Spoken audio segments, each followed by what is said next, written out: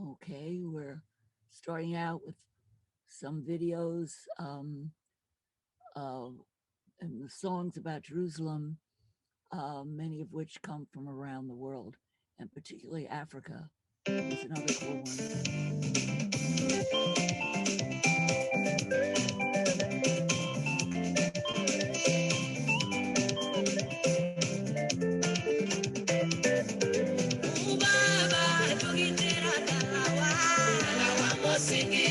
Jerusalem,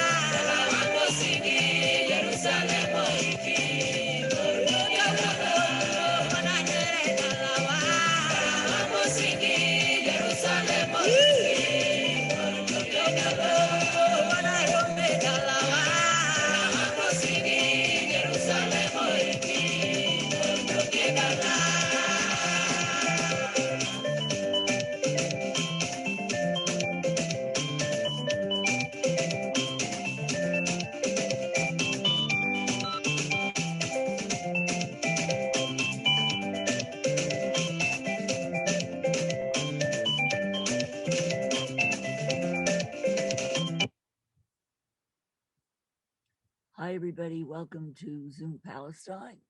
And for some reason, my camera isn't working, so you don't get to see me, but I'm here talking. And I just wanted to welcome everyone.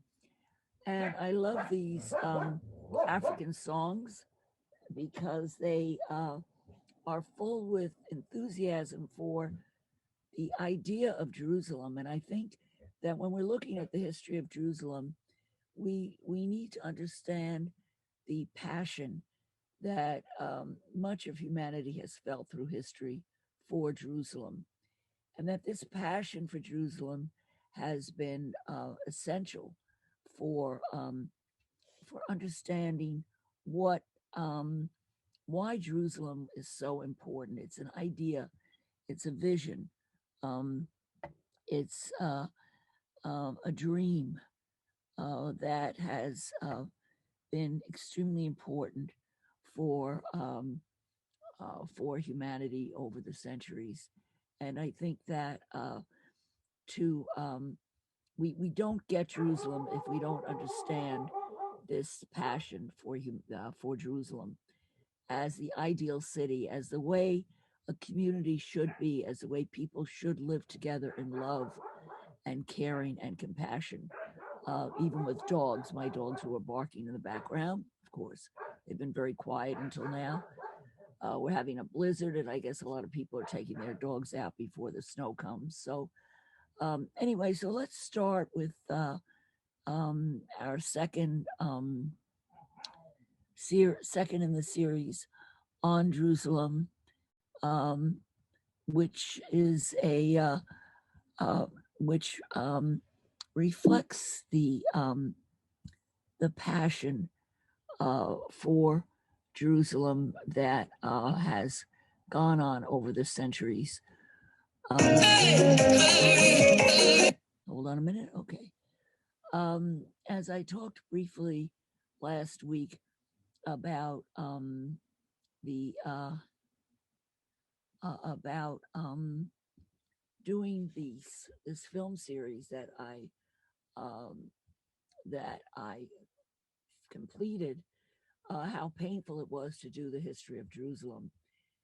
We saw in the part one the multicultural nature of Jerusalem from its very beginnings in prehistoric times and in ancient history, that it was a place inhabited by many, many different types of people.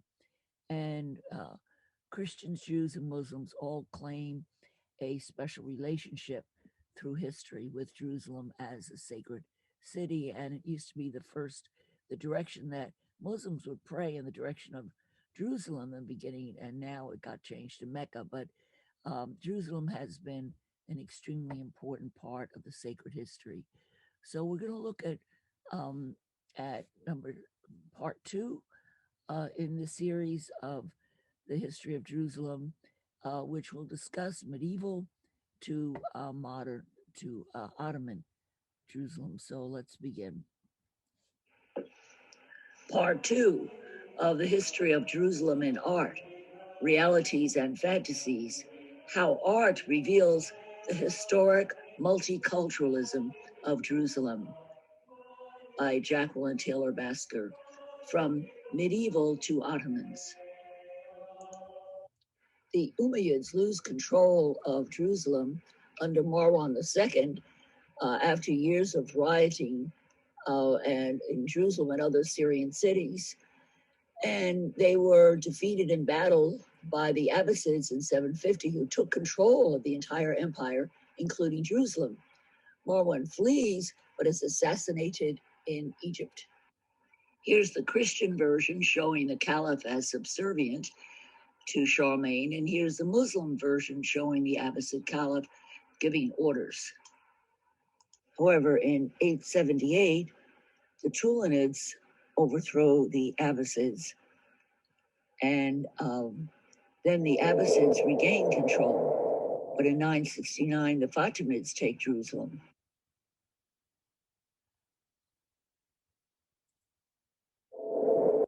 Unfortunately, there arose a Fatimid Caliph claiming to be the descendant of the Prophet Muhammad. He was a controversial character, seen either as a mad tyrant and irrational killer of his enemies, or by others as the ideal supreme ruler divinely ordained. He came to power early at only 11 years of age and became fanatically religious and implemented a harsh series of laws, including forbidding women from leaving their houses and forbidding cobblers to make shoes for them so they could leave. And he began a policy of killing all dogs. He forbade the drinking of beer and wine, which had been popular in Egypt. He completed his amazing mosque in Cairo. However, he ordered the destruction of the Church of the Holy Sepulchre, as well as most churches and synagogues in Jerusalem. Some thought this was trying to make up for the rumor that his mother was actually a Christian. One of the things I want to point out to you at this point is that the ended part with Omar, the great caliph who had conquered Jerusalem and was very merciful and had given permission for Jews to return to live in Jerusalem, and he established what was called the Covenant of Omar.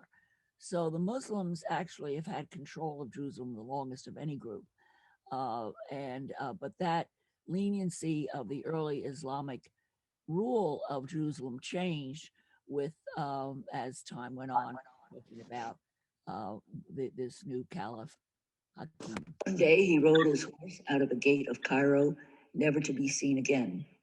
Some thought he was murdered, others thought he had become immortal. His son, Ali al-Zahir, allows the rebuilding of the Church of the Holy Sepulchre and other Christian churches with treaty with the Byzantines.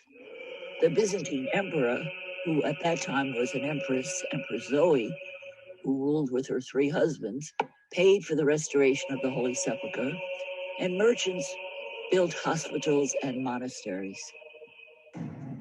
Jerusalem gets captured by the Seljuk Turks in 1073. It revolts against them, but then the emir retakes the city and massacres the inhabitants. Over 3,000 people were killed, including Muslims, Jews, and Christians. At this point, the Christian emperor of Byzantium appealed for help from the Western churches. The Pope at the time, Pope Urban II, was busy reforming the church from clerical abuses, but gathered hundreds of clerics and noblemen in France and delivered a rousing speech summoning both rich and poor to stop their infighting and join a religious war to help their fellow Christians in the Middle East and take back Jerusalem. Christians could no longer travel safely on pilgrimage to holy sites, and there were stories about Muslim violence towards Christians, some of which were fake news designed as propaganda to support the Crusades. He also promised absolution and remission of sins for all those who died in the service of Christ. Altogether, between 60,000 and 100,000 responded to his call to march on Jerusalem. Although by that time the Fatimids had been conquered by the Mamluks who tried to make peace. But the Crusaders were intent on war and conquest of Jerusalem. And they conquered Jerusalem 2 weeks before Urban died in 1099. It was the first of 7 major military campaigns fought over the next 200 years, known as the Crusades. Geoffrey of Bouillon establishes the first kingdom of Jerusalem after the crusade that lasted from 1099 to 1187. After the battle, he walked barefoot in his undergarments to pray at the Church of the Holy Sepulchre in repentance. He refused to wear a gold crown where Christ had worn a crown of thorns in the city. However, many Jews and Arab Eastern Christians were killed during the conquest, and many Jews killed en route by the Crusaders, who often were blamed for the Black Death. The Crusades interrupted twice the Muslim rule over Jerusalem that lasted over 1,300 years, ending after World War I and the defeat of the Ottomans. The Crusader rule lasted for almost 200 years. Baldwin I outwits the papacy and becomes the king of Jerusalem. He prohibits non-Catholic worship. During the First Crusader Kingdom, the Dome of the Rock was turned into a church. The Al-Aqsa Mosque became the royal palace of the Kingdom of Jerusalem. The Knights Templar was founded in Al-Aqsa Mosque. Prominent Jews visit Jerusalem: the poet Yehuda Halevi, the philosopher Maimonides, and the traveler Benjamin of Tuleda. He described it as a small city full of Jacobites, Armenians, Greeks, and Georgians. Only 200 Jews dwelt in a corner under the Tower of David. The First Kingdom lasted from 1099 to 1187, but was destroyed by Saladin, the leader of the Ayyubids. Saladin decided to invade after Shangtilion, a very cruel crusader, massacred several dozen Muslim pilgrims in cold blood just because they stepped into his area en route. This so maddened Sultan Saladin of the Saracens that he vowed revenge. Note this painting by the French Fragonard showing dead women and babies, European propaganda, anti-Islamic propaganda, because Saladin was actually quite humane. During the siege, citizens could leave if they paid a ransom. The leader Balian's family was given safe passage out. He allowed Jewish and Orthodox settlements. He freed the Muslim slaves, and the Dome of the Rock went back to Islam. Native Christians could stay. Christians of Crusader origin could leave with ransom. 15,000 poor Christians, however, were sold into slavery, but the Crusaders left with much treasure. The Church of the Holy Sepulchre was reopened after 3 days, and pilgrims were allowed in with a fee. Orthodox Copts and Jacobites were allowed to remain, and the control of the churches and holy sites went to the Orthodox. Here's a medieval view of the city by Jean Milot. In 212, 300 rabbis from England and France made Aliyah and settled in Jerusalem. Outside the Church of the Holy Sepulchre, Saladin built Omar's Mosque to commemorate Omar's decision to pray outside of the church and leave it as a Christian site out of respect. Saladin shamed the ruthless Crusaders by treating the city with kindness and keeping every promise he made to the people. Islam controlled Jerusalem from that day until the 20th century. In 1193, Saladin's son founded and endowed Islamic Waqf, or religious property, dedicated to Moroccan immigrants next to the Jewish quarter, and which was formed when Jews were allowed to settle in Jerusalem. It also contained a law school and a hospice for newly arrived immigrants. By the 14th century, there were 3 waqfs for the Moroccans, and schools and mosques also flourished. The Moroccan quarter's homes bordered the Western Wall. Jews at that time prayed in the synagogues or sometimes on the Mount of Olives for public occasions. But after the Six-Day War in 1967, the Moroccan quarter, including the historic Sheikh Eid Mosque of Saladin, was demolished. There was no official authorization and no paper trail of perpetrators.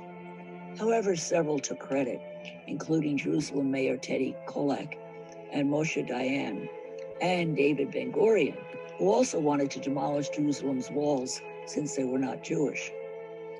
In all, 135 houses were demolished, and many historic buildings were destroyed. 650 people were given a few minutes to evacuate their homes, and afterwards they were not given permission to retrieve their personal property. Many refused to budge. 1 elderly woman and 3 children were killed as their homes were bulldozed over them.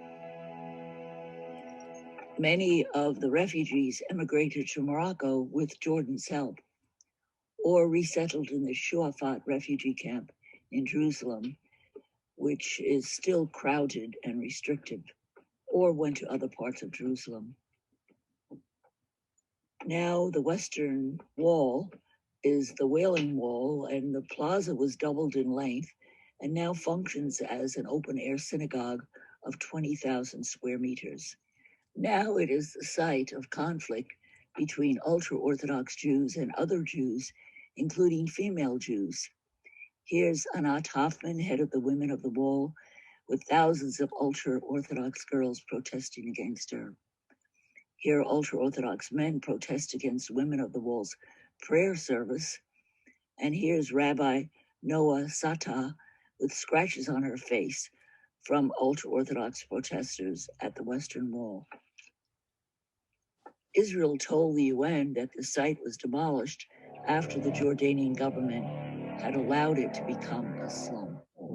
The Muslims dismantled the walls about 26 years after the Moroccan quarter was built, although the Crusaders again threatened Jerusalem.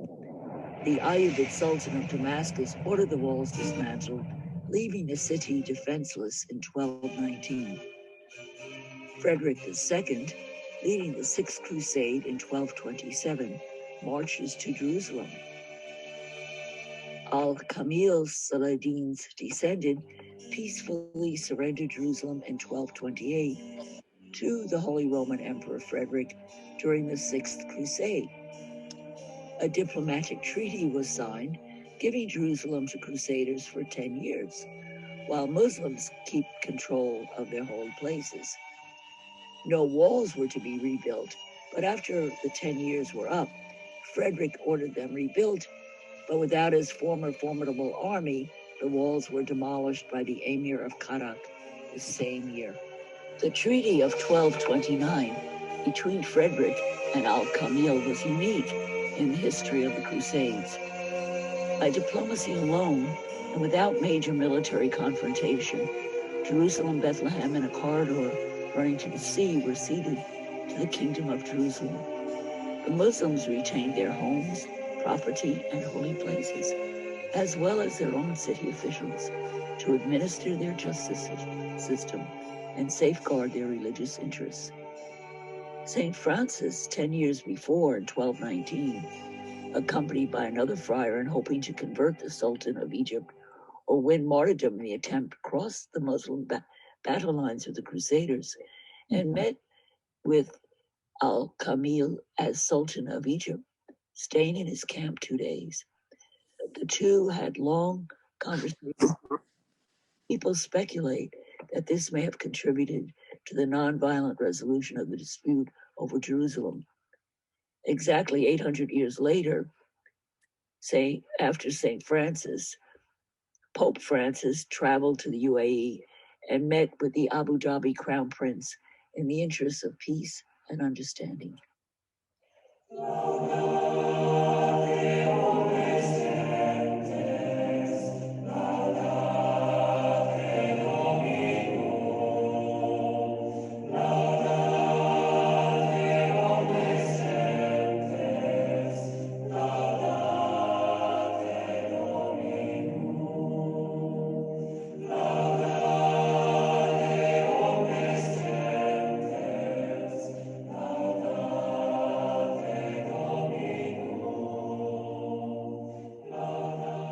In 1244, a Turkic people, the Khwarezmians, retook the city from the Crusaders, allied with the Ayyubids.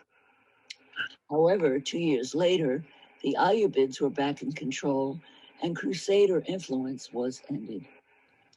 Unsuccessfully, the Crusaders tried again to capture Jerusalem in the Seventh Crusade, and their leader, Louis IX, was captured in Egypt. He died in on the next and last crusade, along with most of his army, of dysentery. Here's a tapestry showing the Crusaders reaching Jerusalem.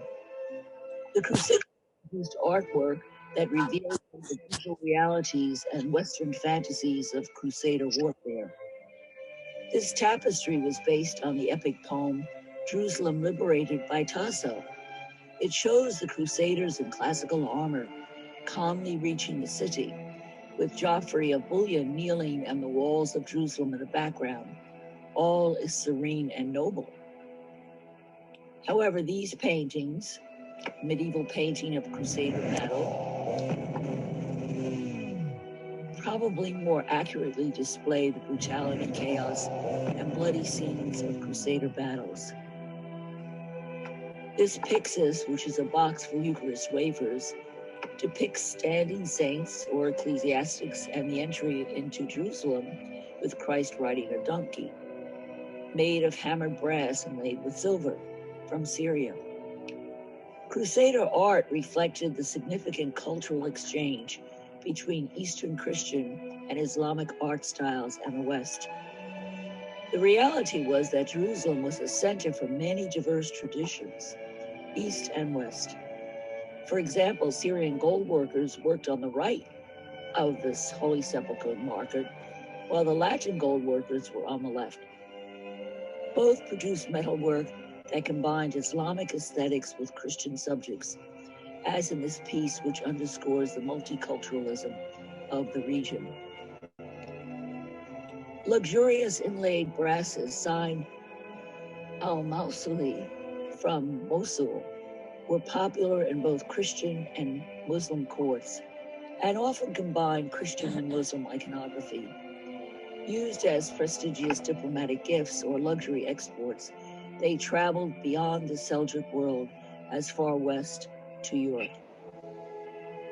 This famous Bacchus ewer reveals the convergence of Byzantine style with Islamic decoration and shows figures from court life, camels, hunters, musicians, dancers, and drinking revelers. The Ayyubids are defeated by the Mamluks in Egypt and retreat to Damascus and control a small empire, including Jerusalem. But in 1258, the Mongols raid the Middle East, invade Jerusalem, and ally with the Nestorian Christians and France. However, in 1260, the Egyptian Mamluks defeat the Mongolians at the Battle of Ain Jalut, and Jerusalem is renovated despite ongoing Mongol raids in the region. The Mamluks are great builders in Jerusalem.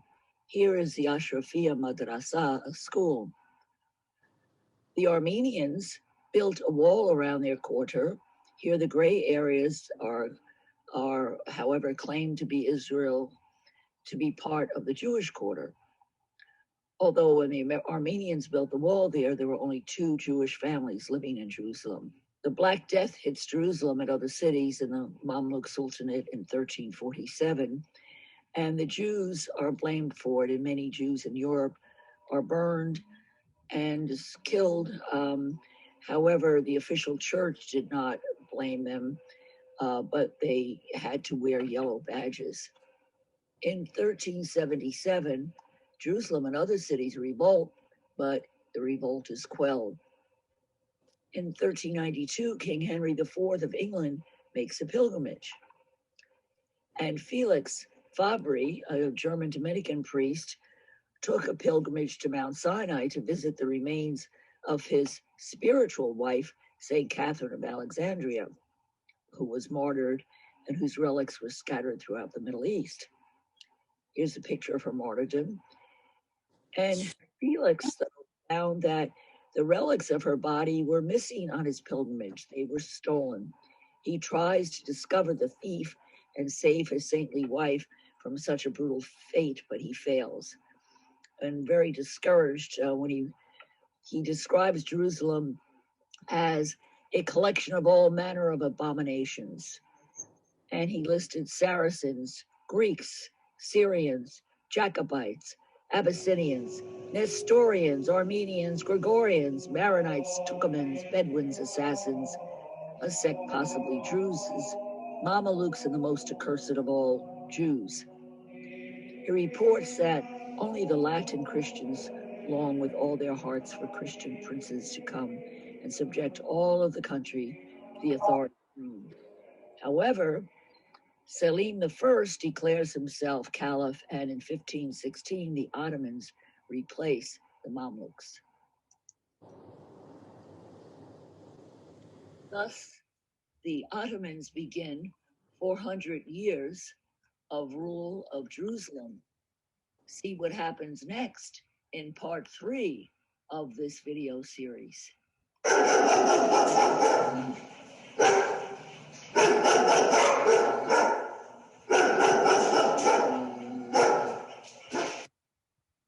Okay, so that was, is that Karen?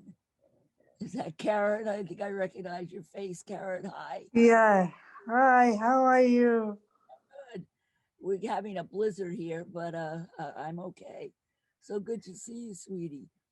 Thank you for. Yeah. I'll talk to you later, okay? So let me go and do part 2, do the final section of this series, and let's see if I can get it to work. Inshallah. Let's go. Let me get it. Here we go. Alrighty. So the last one is probably the most depressing of all of them. Is modern. So let's see what. But it only goes up to about 2 years. Part 3 of History of Jerusalem in Art. realities and fantasies, how art reveals the historic multiculturalism of Jerusalem, from the Ottomans to the present day.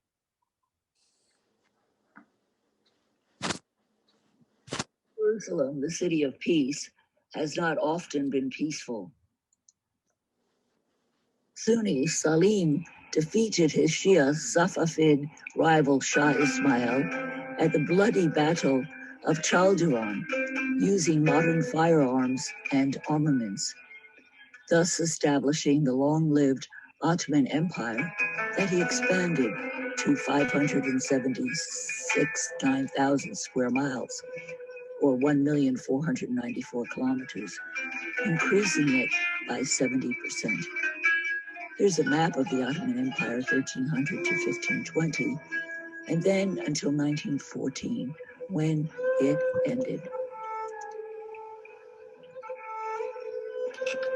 Jerusalem is in an area at high risk for earthquakes. In 1528, an earthquake occurred, severely damaging Palestine and Jerusalem. Replacing his father, Salim I, Suleiman the Magnificent was young, tall, and learned, a reformer, poet, and patron of the arts and architecture. He captures Jerusalem in 1517. He rebuilds Jerusalem's walls that exist today and helped repair the tomb of Christ from 1535 to 44. French missionaries were now free to travel to Jerusalem. He made an alliance with Francis I against their common enemy, the Habsburg Charles V. As Sultan of the Ottoman Empire from 1520 to 1566, he both enlarged his realm and developed the arts, architecture, literature, and law. The next 2 centuries, there were many interesting developments in Jerusalem. In the mid-17th century, in 1663, Sabbatai Zevi proclaimed himself to be the Messiah in Jerusalem and attracted thousands of followers called Sabbateans, even though he later became a Muslim under Sufi influence. There was much virulent anti-Islamic polemics and divisions that emerged in the Jewish community as a result. In 1672, the First Synod of Jerusalem was held and consecrated the new Church of the Nativity in Bethlehem that was later restored in the 20th century by the Palestinians. Judas the Pious led about 1,000 Jews from Poland, Germany, and Moravia to Jerusalem at the beginning of the 18th century. That produced a crisis in the Jewish community, which was unable to help support such a large group, since only about 200 Ashkenazi and 1,000 Sephardi Jews lived there. There were also suspicions that some of them were Sabbateans. And then Judah died a few days after arrival and is buried on the Mount of Olives. That made things worse. The newcomers went deeper in debt to build a small synagogue that in 1720, the Arab creditors set on fire and took over the area. The Turks blamed all the Jews and banned the Ashkenazim from the area. It was rebuilt in 1864, called Hurvat Yehuda HaHasid, destroyed place of Judah HaHasid, becoming the main Ashkenazi synagogue in Jerusalem. Destroyed again in the 1948 war, then rebuilt in 2010. In 1703, there was a revolt against the Egyptians and their excessive taxes. And in 1705, there were restrictions against the Jews blamed for the revolt. This map of 18th century Jerusalem by Utopia was designed for pilgrims and dedicated to the Empress Elizabeth Christine, the wife of Charles VI, the Holy Roman Emperor, and is considered to be an accurate description. Jerusalem was called the capital of Palestine in 18th century maps and books. A Christian Mamluk ruler in 1771 temporarily took control of Jerusalem from the Ottomans with the help of the Arabs and Russians. But Catherine the Great of Russia got the right to protect the Christians in Jerusalem and the entire Ottoman Empire after Russia's decisive victory over the Ottoman in the Russian-Turkish War of 1768 to 74. This right had previously been given to France and England. In 1798, Gregory V of Constantinople, the Orthodox Patriarch, declared the Ottoman Empire to be part of God's plan to protect the Orthodox Church from Roman Catholicism and Western secularism. However, he gets blamed for the Greek uprising against the Ottomans and is hanged in his vestments after Mass on Easter Sunday in 1821. His body left for 2 days on the main gate and then given over to the Jews, who dragged it through the streets and threw it into the sea. The Turks then killed the Christians in Constantinople. Then the Greeks killed the Jews in southern Greece as collaborators with the Turks. Meanwhile, Napoleon in 1799 tried unsuccessfully to capture Jerusalem after enacting laws to emancipate Jews in France. He invited all Jews of Asia and Africa to join him in reestablishing ancient Jerusalem. Some saw it as an attempt to establish a Jewish state. Others saw it as propaganda designed to enlist local Jews in his wars against the British. Documents said to prove a Zionist agenda are said to be forgeries. And the Greek War of Independence rebellion in Jerusalem was stopped by the Ottomans, but its success was an inspiration for Zionists. In 1826, another rebellion, an anti-tax rebellion, was put down by Ottomans, and shortly thereafter, Sir Moses Montefiore, a British-Italian financier, a relative and associate of the Rothschilds, visits Jerusalem to promote Jewish development. He was an early proto-Zionist philanthropist. By mid-19th century, the Ottoman Empire began to decline. And in 1831, Ibrahim Pasha of Egypt conquers Jerusalem. In 1834, Jerusalem joins the Arab peasant revolt against Egyptian conscription and taxation. Historians see this event as formative for the Palestinian sense of nationhood. The first European Council is opened in 1838. Here is James Finn, the British consul, who arrived in 1845, a devout Christian involved in promoting Christianity among Jews. He purchased a barren piece of land outside the walls, known as Karim Avraham, to train Jews in agriculture so they could become productive citizens. In 1839, Rabbi Judah Al-Khali writes, urging Jews to emigrate. But Jews are warned to lay low by Pasha, who forbids them from being in the paved area in front of the Western Wall. In 1840, the Ottomans retake Jerusalem with the help of the English, and in 1852, the Sultan establishes the rights and responsibilities of Christian churches at the Church of the Holy Sepulchre, the so-called status quo that still exists today. In 1853, Jerusalem is given back to Catholics in the French treaty that led to the Crimean War with Russia. The Jewish population grew, and in 1860, the first Jewish neighborhoods were built outside the walls. In 1862, there was the first official Aliyah, when 35,000 Jews migrate to Palestine. The first Zionist Congress, organized by Theodor Hershel, was held in 1897. But most Jews, Reform and Orthodox, opposed Zionism because they feared it would harm the status of Jews. But the Congress adapted the Basel program, and Hershel wrote that he had founded the Jewish state. There was a debate over whether Jerusalem should be the capital of the Jewish state. The issue was controversial due to fear that religious Orthodox Jews would gain too much power if it were based in Jerusalem.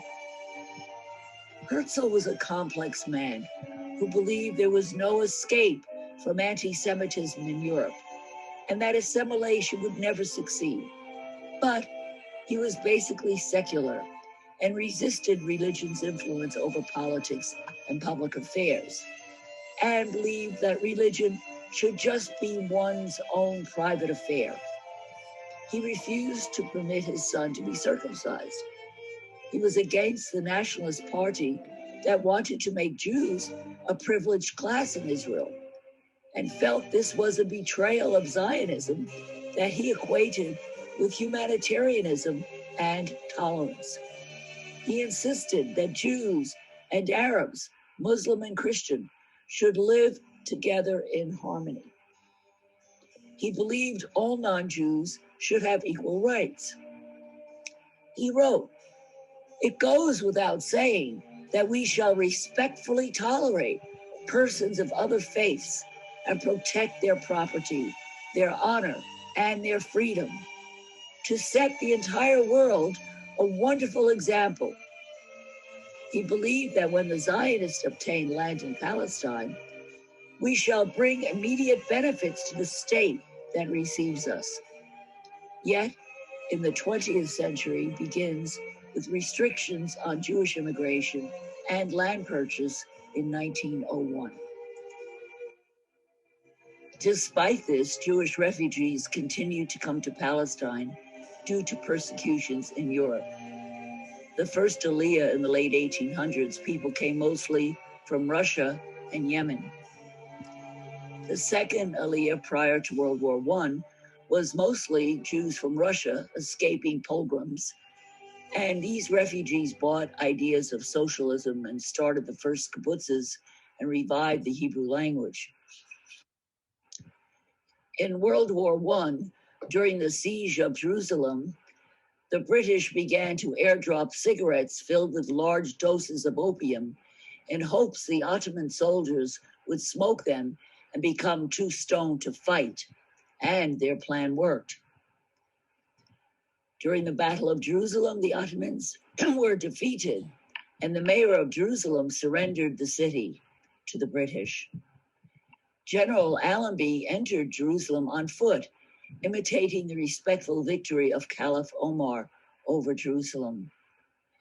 This dramatic event inspired many. His entrance was well planned, but was an alternative to the original idea to fulfill an ancient Muslim prophecy. The prophet from the west would enter Jerusalem by the Golden Gate and bring an end to Turkish rule when Nile water was brought into Palestine. Well, Nile water was brought by the British Army's Trans-Sinai pipeline, and Allenby's name written in Arabic was Al-Nebi, meaning the prophet. But the Golden Gate was walled up and he would have had to walk through a Muslim graveyard in the Mosque of Omar, so this plan was dropped.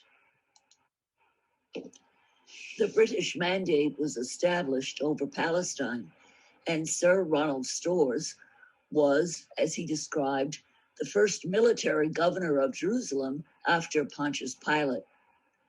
Lawrence of Arabia said of Storrs that he was the most brilliant Englishman in the Near East, with a great love of music, letters, sculpture, painting, and anything beautiful in the world. Storrs tried to reconcile the Arabs and the Jews, and even established an international chess club to help foster mutual understanding. The Balfour Agreement of 1917 between Britain and Lord Rothschild had declared British support for a Jewish homeland in Palestine. Storrs had hoped to unite the different sides, but instead he gained the hostility of all while trying to be fair in his administration. Jewish immigration continued pre-1948 despite the efforts of the British to set limits. The situation in Europe grew worse for Jews. After World War I, the Third Aliyah brought more Russians, and they developed agriculture and kibbutzes. The Fourth Aliyah, from 1924 to 29, was of Jews escaping anti-Semitism in Poland and Hungary. They were middle-class families who set up businesses. This is a shot of the ship the Exodus. The Fifth Aliyah was driven by the rise of Nazism and extreme nationalism across Eastern Europe, bringing the largest number of immigrants ever. The story of the ship the Exodus was the subject of a Hollywood movie. Nearly 250,000 Jews entered Palestine between 1919 and the beginning of World War II. They included many professionals, doctors, lawyers, artists, and architects. However, after 1936, the British imposed harsher restrictions due to Arab anger and violence in the community. In 1920, there were the Nabi Musa riots in the Old City. It was not clear who began them. Some evidence suggests Jewish provocation. 5 Jews and 4 Arabs were killed. The British withdrew their troops. The Jews became more autonomous, although 70% of the Arabs signed a document protesting against anti-Jewish demonstrations in Jerusalem. In 1924, the Dutch Jew Jacob Israel de Haan was assassinated by Haganah, the Jewish terrorist organization, because of his anti-Zionist activities and contact with Arab leaders. Here he is, dressed as an Arab. He was a precursor of Amnesty International due to his concern for the welfare of all prisoners, both Arabs and Jews. In 1929, Palestinian riots were organized by the Zionist Committee for the Western Wall. These resulted from a long dispute between Muslims and Jews and Christians over access to the Western Wall, with much destruction and death that the British were unable to contain. The British have been issuing what's called the White Papers since 1922, giving Jews the right to immigrate, but not to, quote, exceed the economic capacity of the country at the time to absorb new arrivals, unquote. In 1928, it declared that no screens or benches could be brought to the Western Wall since they had not been permitted by the Ottomans. In 1930, the government issued statements to protect Arab rights and regulate Jewish immigration and land purchase. By 1939, the British restricted Jewish immigration to 75,000 and limited land purchase. However, this left many European Jews with no place to escape, since America and free Europe was often closed to them. Here's Jews demonstrating against the White Paper in Jerusalem. Ships as the Exodus carried illegal immigrants during the Holocaust. That was dangerous, but a necessity for many during World War II. After World War II, the situation worsened in Jerusalem, and the King David Hotel was blown up by the Jewish terrorist organization Irgun. 91 were killed. 28 were British officials. This painting celebrates Muslims, Christians, and Jewish historic claims to Jerusalem in peace. In 1947, the UN partition plan internationalized Jerusalem as a, quote, corpus separatum. This is Latin for separated body, which placed the city under an international regime, giving it special status due to its shared religious importance. This was approved by the Lausanne Conference of 1949, along with the right of return of Palestinian refugees. The UN adopted the plan with a 2/3 majority. However, its implementation failed. Israel has insisted that Jerusalem belongs to them and ignores international treaties and law. Many Jews fantasize about the rebuilding of the temple and the destruction of Al-Aqsa Mosque and the Dome of the Rock. From 1947 to 48, there was civil war in Mandatory Palestine. A Christian hotel, the Semiramis, was bombed by a Jewish paramilitary terrorist group, the Haganah. 26 were killed, including one child and the Spanish vice consul. On April 9th, in 1948, around 120 paramilitary terrorists from Irgun and the Stern Gang, led by Menachem Begin, killed 177 Palestinian men, women, and children in their village of Deir Yassin, in deliberate assassinations, rapes, mutilations, with corpses decapitated or disemboweled. 25 male villagers were put into trucks, paraded through the Jewish quarter in Jerusalem, taken to a stone quarry, and shot. The Jews wanted the village for an airfield outside Jerusalem and invented the story that there were Arab militants there, although the village had been peaceful and had actually expelled militants. Now the records have been locked away by Israel in an effort to cover up the crimes committed to form the Israeli state.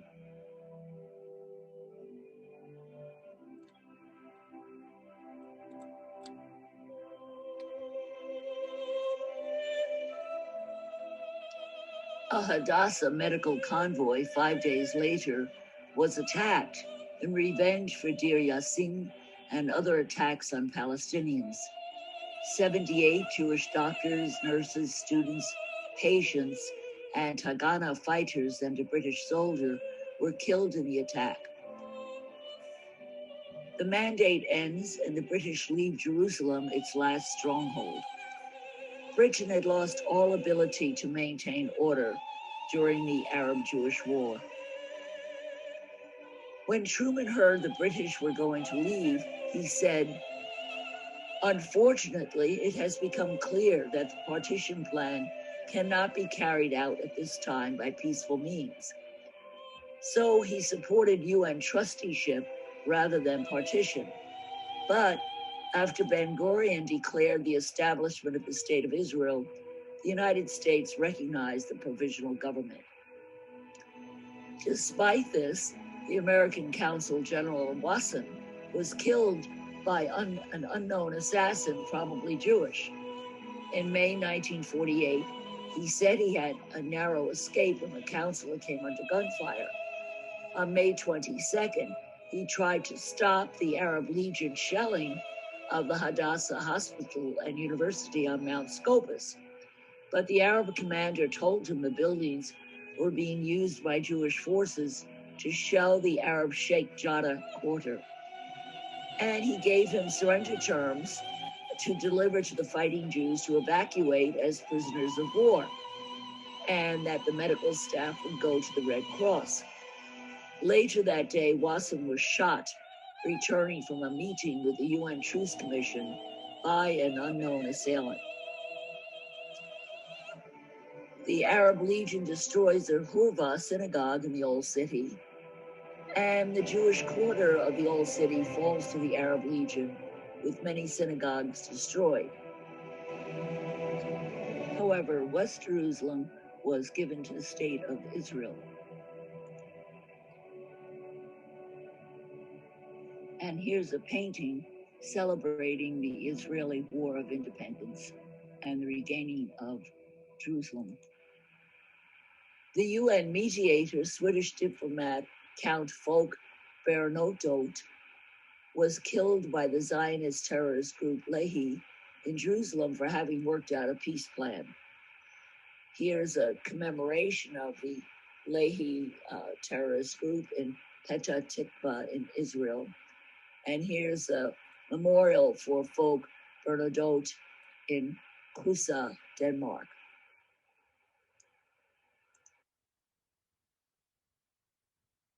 In 1949, Jerusalem is proclaimed capital of Israel, and the Knesset moves from Tel Aviv.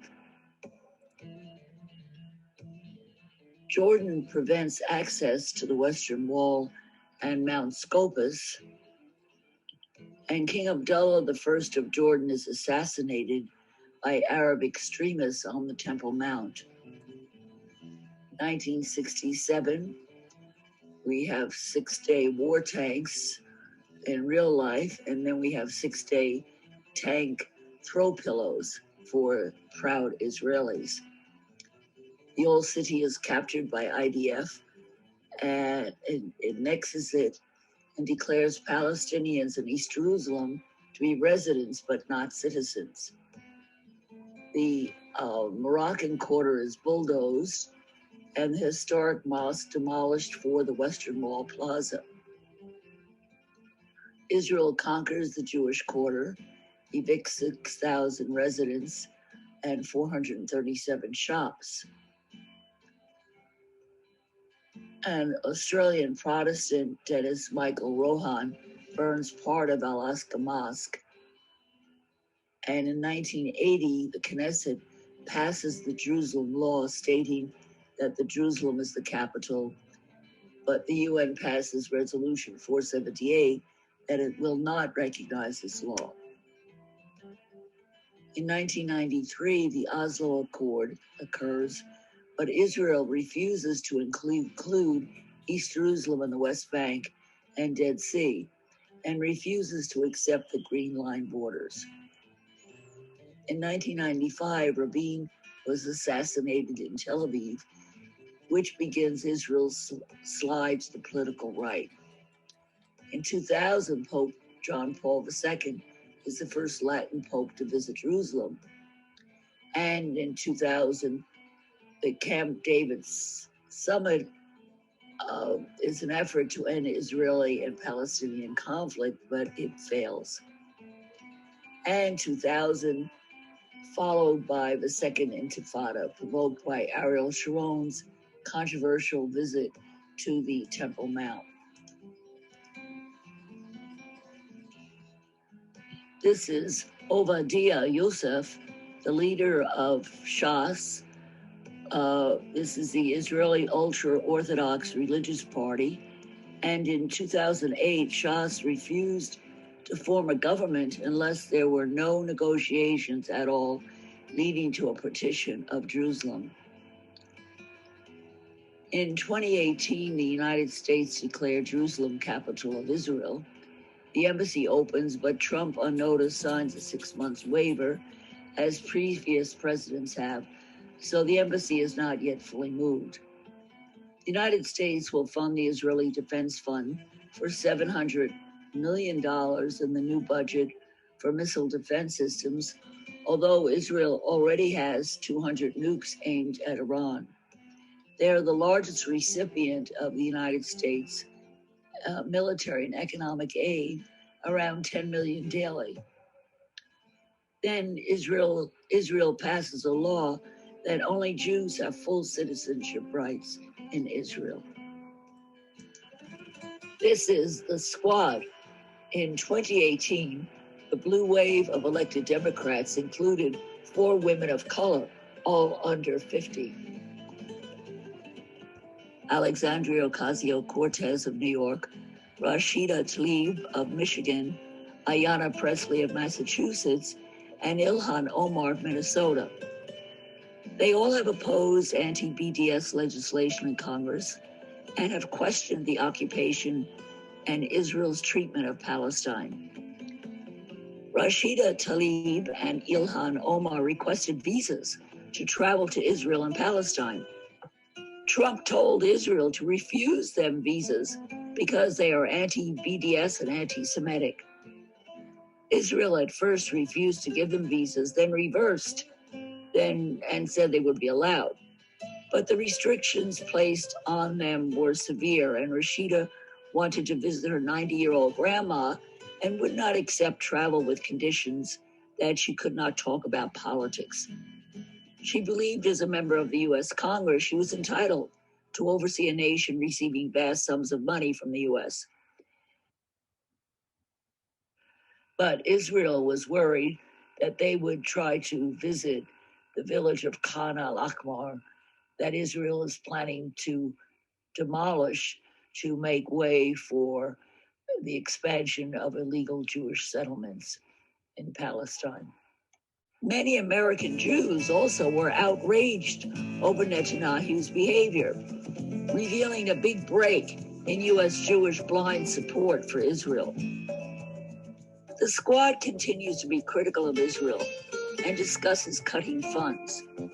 If this continues, America may no longer be Israel's poodle, and Israel's slide to the right may also be a slide away from American Jews and American support. American Jews are furious that Trump accused them of disloyalty if they vote Democratic, which 75% of them do, and raised an old anti-Semitic trope. Unfortunately, meanwhile, Israel continues demolitions in Jerusalem, and the United States continues to vote against criticism of Israel and the UN, including these illegal demolitions of Palestinian homes in East Jerusalem. Jerusalem, ruled by Muslims for 1,191 years, by Egyptians for several hundred years, by the Italians until the fall of the Roman Empire, by the Iranians for 205 years, by the Greeks for over 160 years, by the Byzantines, the Greeks, the Turks for 188 years, has Hellenistic Greek dynasties for 350 years. There's an Iraqi claim to Jerusalem based on Assyrian and Babylonian conquests, as well as the Ayyubids, Saladin's dynasty, who were Kurds from Iraq. Jerusalem, a place for many people over the centuries.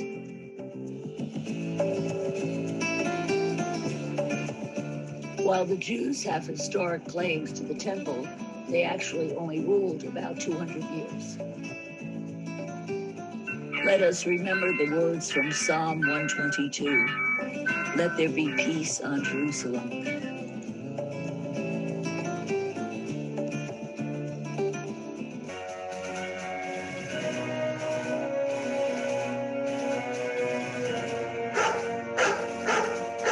To think about, and we will be, I'll be uploading it onto YouTube if you want to look at it again. Last week's film, it was uploaded on my YouTube channel, and I'll be uploading this one again, as well as sending you all links. So thank you for being here, and we went a few minutes past our time, but we covered a lot of stuff. Karen, I'm going to call you as soon as I go down to the lobby and pick up my food that just got delivered. Okay, so I'll call you in about 20 minutes or so. Okay, love to everybody. Peace. Masalama. Thank you. Next week, by the way, we have the poetry slam. So everybody who has a poem about Palestine, bring it and read it. Okay, bye.